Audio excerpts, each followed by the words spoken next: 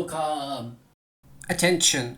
Viewing this tape without fully experiencing Watcher for yourself is ill-advised, as I am a complete blabbermouth and may, either accidentally or intentionally, spoil major plot elements and locations of the DLC. Presumably, since you're here, you've just played the new DLC Video Cult Drops last March, and presumably, you came out of it pretty confused and bewildered. I couldn't agree more! March 28th, 2025. I remember it like it was yesterday. The Watcher's release loomed on the horizon. There was a lot of buzz, a lot of speculation, and, as a result, a lot of expectations. Would we explore a whole new world or the same old set of screens with some new ones slapped on top? Who would we meet? Sliver of straw, perhaps? Yes! The mysteries we made up in our heads were so exciting! The Watcher was bound to answer at least one. It was bound to deliver on everything we could ever imagine. And now it's here. And the question on all of our minds is this: has it? Well, there's only one way to truly find out. So let's have a watch. Let's watch all the way through. Let's see if Video Cult truly brought something well worth experiencing, something well worth tasting, something well worth becoming.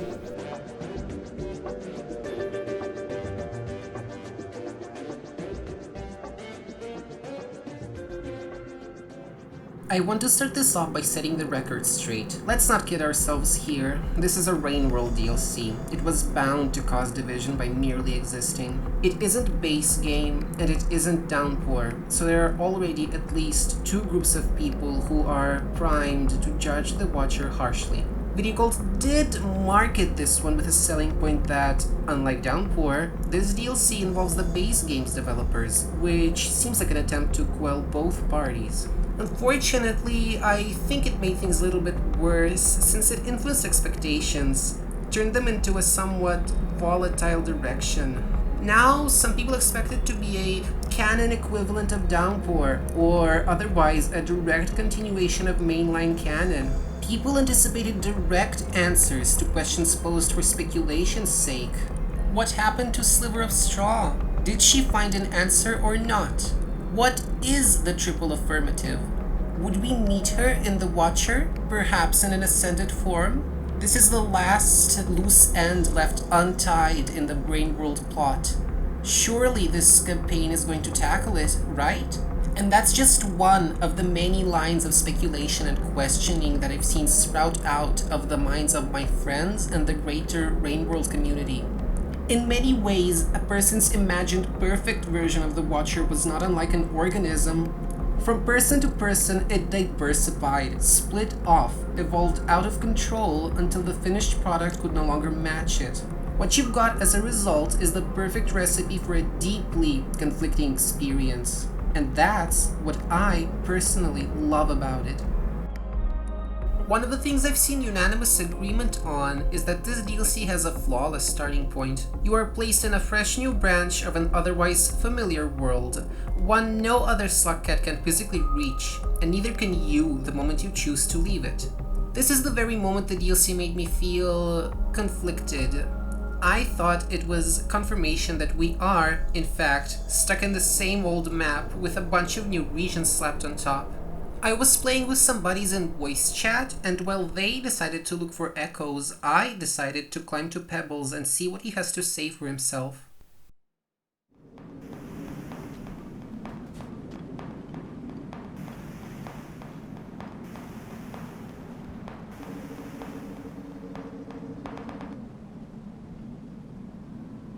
Neither of us found what we searched for. Trying to get to either of the iterators, you'll quickly find that most pathways leading to them have been clogged up with proto-rot. It's safe to say that both Pebbles and Moon are either dead or so diseased that they might as well be. You will also end up finding a particular new face that you'll spend a good chunk of the DLC chasing down.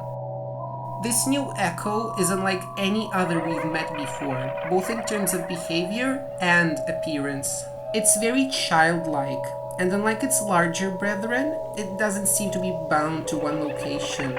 Or perhaps none of them were ever bound, and their eternal positions were always self-enforced. Either way, they're clearly not here anymore, leaving a lot of empty space for this new stranger to fill. Every familiar face is gone. It's just you and this ghost playing hide and seek while the world is consumed around you. And then, not unlike you, it grows bored of the scenery, so it decides to pull you elsewhere. Toward many elsewheres, in fact. Forever where and forever when. Don't worry, you'll see this place again.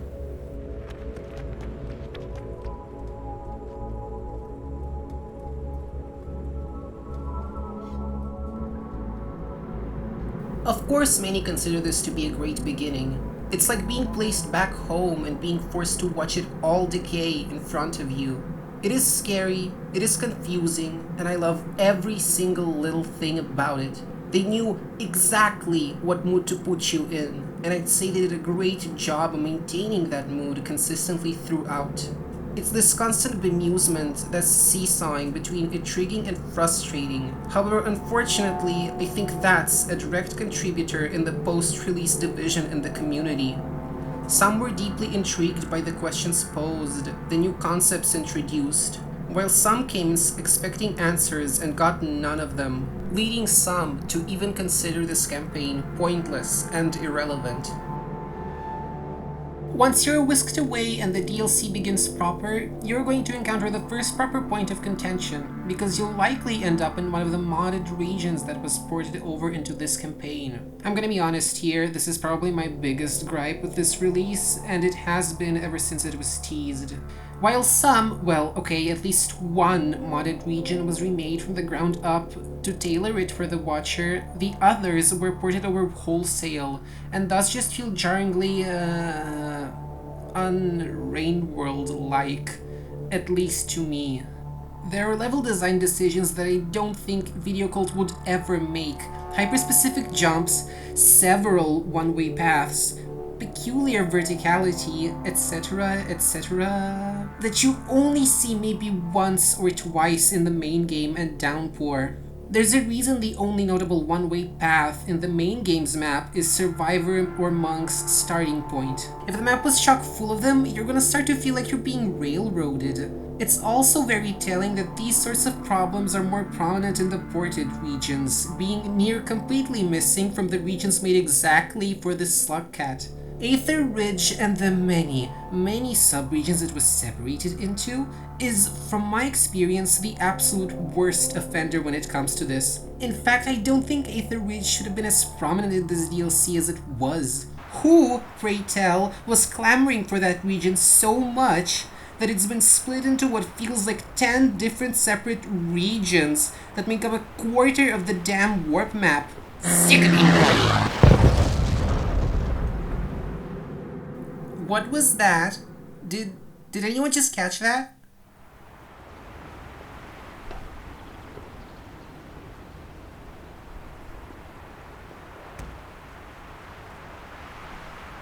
Anyway, where was I? Oh, right.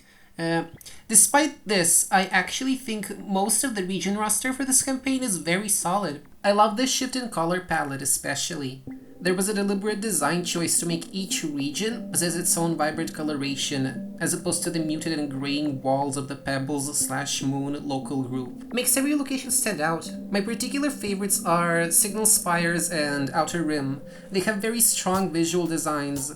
Signal Spires perfectly conveying the sense of late sunset, while Outer Rim has this imposing, ruinous atmosphere, with the rusted buildings, raging sandstorms, and falling stardust. There's a lot of eye candy to go around. These are just my preferred examples. Well, I think we've dwelled on the regions long enough. The Watcher also introduced several new creatures into the ecosystem, and for the most part, all of them are pretty good. A common complaint I mostly agree with is that many of them don't really interact with any other creatures except for you. From experience, this only doesn't apply to the big moths. Easily my favorite new creature, by the way. I find it interesting that while they're mostly passive, when provoked, it seems like they're capable of taking down practically anything. In my first playthrough, I saw one latch onto a vulture and suck out its innards until it dropped dead. Hurt red lizards are no problem for them too. The sky whales are also pretty great. Wonderful design, lovely traversal option, though I do wish there was a way to attract their attention akin to feeding a spore puff to a reindeer. Perhaps thwacking the wind chime looking trees to call them in? Anyway, I think creature interactions will grow more complex as patches continue to roll in. I find it important to mention a particular hellspawn that terrorized many on the release version of the DLC, the much reviled barnacle. A blight upon the landscape only the rot was capable of contending with. They had, have, a brain with the size and capacity comparable to that of a geriatric ostrich, and armor plating that put the shit red centipedes have to shame. While, thank God, they're testing out easier ways to dispatch them, pre-patch barnacles were impervious to anything but explosives. You know, the item type notoriously difficult to come by for anyone that isn't Artificer? So that means you basically had an armored mobile roadblock that loved to swarm around tight hallways and pipe entries. There's a single silver lining, and it didn't excuse how difficult they were to kill. If you de-shelled them, you could eat them for a single food pip. Yay! I think the intent with their design is that they would incentivize the use of creative detours while traversing the regions, but in reality that doesn't exactly work out when many of the regions have rooms with only one route of access, some of which are frequented by these buggers thanks to their spawn locations. The creature that resulted from this living roadblock concept is Rainworld's equivalent of a spotted lanternfly. Not unlike the spotted lanternfly, there's a single solution to their existence. Kill them all! Kill them all!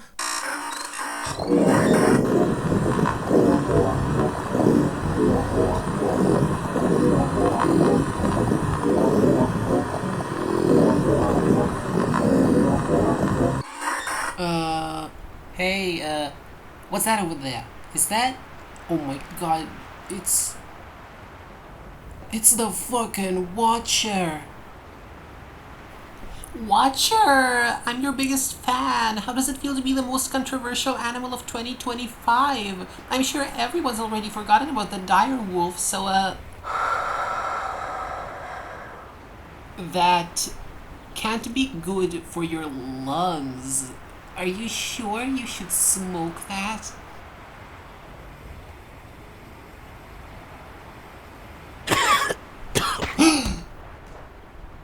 Oh no! Apologies. I think my personal opinion on this DLC is quite clear at this point. Despite some very notable flaws, which I think many detractors over-exaggerate, I think it's great. Despite being the most contentious release, I'd still say it's a must-play for Rainworld fans. Just don't go into it expecting more downpour. There's a lot of interesting concepts that have relations to be found. It's just not what you may expect, and it isn't spoon-fed through dialogue. Lack of a Pearl system's a bit of a shame though. Not a deal-breaker at all if you'd ask me.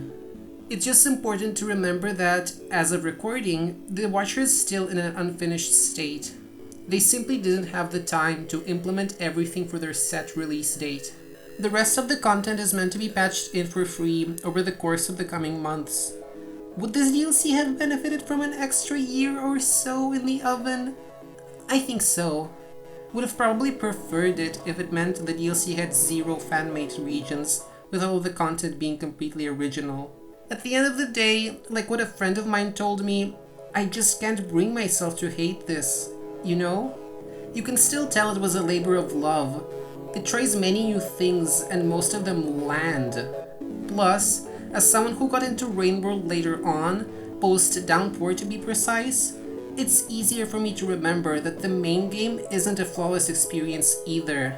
Base game has a couple of bad regions too. 1 or 2 jank creatures isn't a sin exclusive to the Watcher either. Does anyone actually like Mira's vultures? Wargrams fans, make some noise. Stowaways? Anyone? That's what I thought. Now, the plot. Oh boy, the plot. I'm just gonna rip the band-aid off. If you're saying the Watcher doesn't have one, you quite literally didn't pay attention. There's a very clear story with defined themes of childhood and particularly the loss of it. Hell, it's so prevalent that I'd argue it's even represented in the gameplay itself. Traversal feels fragmentary, and through either a mistake or deliberate action, you poison each landscape you end up in. And each time you come back, it becomes hazy, mottled with literal rot that defiles the local ecosystem and tarnishes everything down to the very color palette. A place once deeply familiar to you is the first to go, and when you return to it, it's an unfamiliar, frightening mess, filled with warped versions of once familiar creatures. Both of the speaking characters involved are children in one way or the other. Spinning Top is a very literal child, a ghost that can only find the capacity to move on once they're face to face with the inevitability of maturation. The prince was, quite literally, born right in front of you, and despite his destructive capacity, he regards you with a very childish innocence and aspiration. His ambition, at its core, is a childish desire to save the world, and the moment you help him spread all over, an outside force appears to rip him away from you. This terrible, world-eating child is reduced to nothing more but a hanging flower basket, and this is the closest thing the Watcher had to a friend that viewed it as an equal. Through both of them, I see a depiction of the erosion that permeates childhood friendship. Time wears away at your connections, old friends move on or are whisked away by unpredictable circumstances. This goes both ways. What happens afterward is entirely up to you. With the usual progression, the moment Spinning Top leaves you, you form a connection with the prince, and with him becoming the only living thing that you can speak to, you are bound to grow attached. And then he leaves you too. Just because this plot isn't spelled out by neither of them, doesn't mean that you're incapable of inferring this. At its core, I think The Watcher is about growing up and how that process feels, as if it changes the world around you. It's about the loss and warping of childhood memory. At the very least, those are the themes I picked up on. Can't form a complete picture quite yet, because there is at least one more ending that hasn't been implemented yet. In conclusion, is The Watcher a worthy addition to Rainworld's campaign roster? Objectively speaking, yes. I felt the exact same confusion and frustration at the start, but god, it's just so bold. It's such a subversive experience that I can't help but adore it despite its flaws. It's a fresh new experience with a couple of inconvenient snags along the way. Despite what I've heard people say, the DLC offers some fascinating insights and answers to lingering questions. We've gained insight into the nature of the echoes and the rot that recontextualizes things in the main game in a major way. Hell, I'm not even gonna get into the implications some of the regions present. Those are fucking iterator variants out in the distance. We've peered a little deeper into this world's structure, seeing what may be other worlds or potentially different geographical regions of the same one. And hell, we're not even done with this campaign yet. There are promised updates ranging from implementing the little collectible tokens found all over the main game to implementing an entire new ending, and therefore likely an entire plot line that hasn't been explored yet. While the release is undoubtedly a little rough thanks to the deadline, I'd say they did the best with the time they had and pushed out an impressive amount of content in what was a relatively brief development cycle, all things considered. It's a refreshing adventure beyond the walls of Pebbles and Moon, and I can't wait to see what things Video Cult still has in store for our shadowy new friend. Well, I suppose that's enough chit-chat. I'm going to go get murdered by White Spawn now. Goodbye!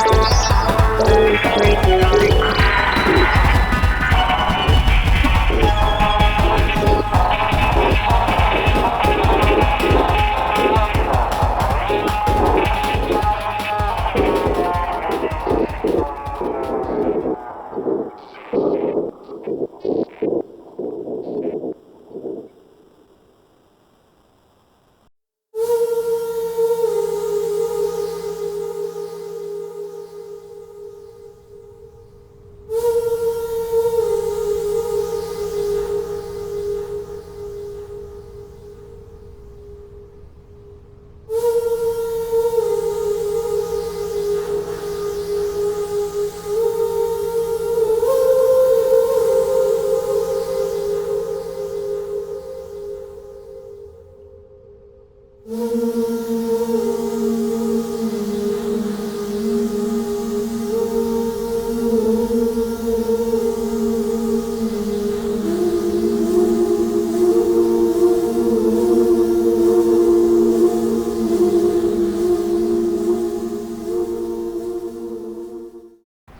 you okay? Are you having a heart attack from smoking? Do you have any smokes? I'm going to look in your pockets, okay?